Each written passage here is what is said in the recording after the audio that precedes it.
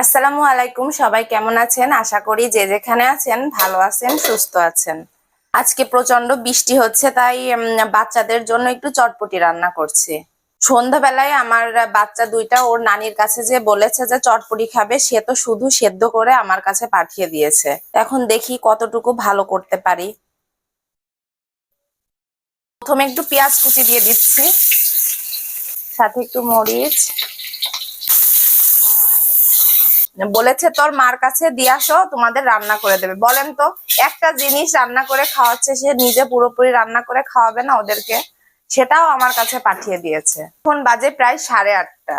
হ্যাঁ, এখন যদি বাচ্চারা চটপটি খায় তাহলে রাত্রের ভাতটা কখন খাবে বলেন তো? এবার এতে একটু চটপটির মশলা দিয়ে দিচ্ছি বেশি করে। এবার এতে দিয়ে দিলাম একটু টেস্টিং সল্ট। প্রায় রেডি হয়ে গেছে, এখন শুধু এটা একটু ফুটে উঠলেই নামিয়ে ফেলবো। এদিকে দেখেন গরমে আমার ঘেমে কি অবস্থা, রান্নাঘরে কিছু রান্না করতে আসার মতন নেই। এই রান্নাঘরে রান্না করতে এসে ঘেমে ঘেমে শুধু ঠান্ডা লেগে যাচ্ছে।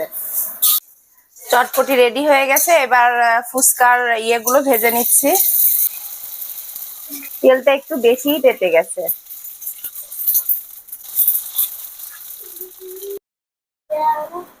যেহেতু একটু ঝাল বেশি হয়ে গেছে, মশলাটা বেশি দিই। এইগুলো একটু বেশি করে দিলে খেতে ভালো লাগে। আমার কাছে তো লাগে, কার কেমন লাগে জানি না।